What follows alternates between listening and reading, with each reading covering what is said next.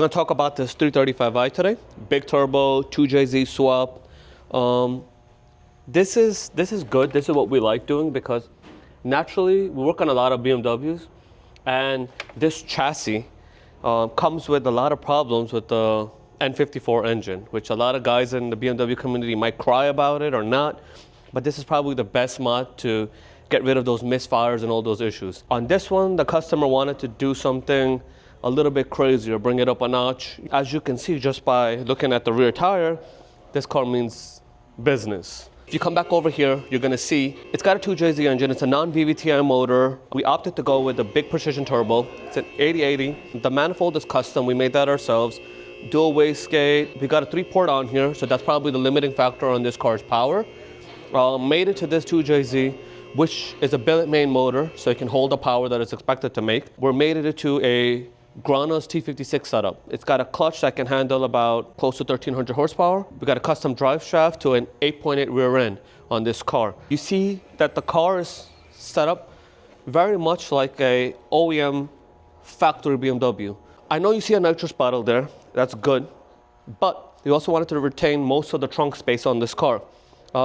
It's still got the battery in the stock location, and what we did is we utilized the OEM factory gas tank. We went with a 3-pump setup. This was a little bit was experimental in what we did, is we tried to make a fuel setup that would work to feed the injectors and give it the proper fuel pressure that this car needs to work at the horsepower level that we needed to work at. We had a fuel pressure dropping on the dyno. We were having a couple of hiccups with the fuel pump. Ron was here to save the day.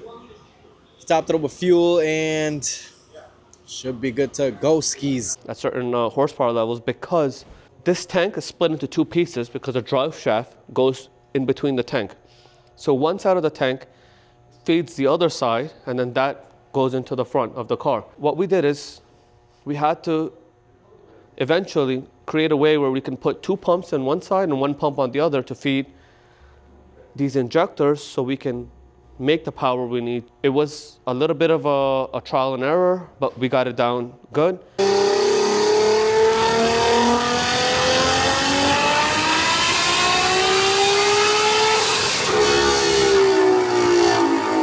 And now we just need to finish the tuning on this car, put all the horsepower down by reaching our target boost. This car should do very well. So far with our testing and everything that we've done, we put down about 1,100 horsepower on the car.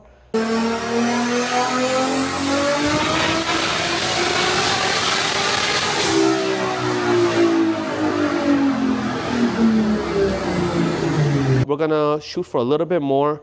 There's a lot that goes into cars like this. It's not just a matter of opening up a catalog and throwing parts at it. We have a great team, you know, guys that can innovate things. D, come over here. I'm at a point right now that I'm talking about the little touches on this car. Well, so I made a coolant. So wait, so this first of all, this carbon is like a JDM carbon thing, right? Yeah. You got this off of what? An S13 you built how many years ago?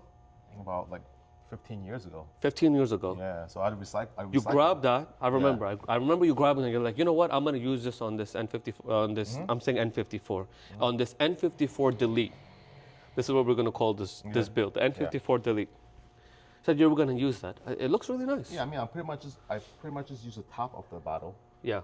I cut it, and then the rest of it, I made it from scratch. I love how you put the exhaust too. Yeah. I love the dump right by the back. You want to go take a quick look at it? You just saw the exhaust. The reason why we put the exhaust where it is because we wanted it after the tires in case there's a problem with the motors compromising anywhere or anything like that. You don't want any fluids to get on the rear tires and, you know, cause the car to crash. Over here, you see the nitro setup. The nitro setup, we made a very simple setup. This is going to be used mostly to spool the turbo up at the low RPMs to give it that little hit that it needs. Over here, you can see that we still haven't wired up the bottle warmer yet, which we will very soon for the customer. There's a few little things that we got to button up. We got to put it on the dyno one more time before we deliver the car, and we got to do a little bit of street testing. Besides that, this thing is ready to go. The fuel system that we're running this car on is 1-ethanol R. We are a distributor for that fuel. We have it here. So this is a fuel, 1-ethanol R. If you come around here, we just pump it out. We keep this in stock. We also sell this fuel. We're authorized distributor of it in New York. This is fuel for me. Keep me going. But besides that, that's it. We're good to go.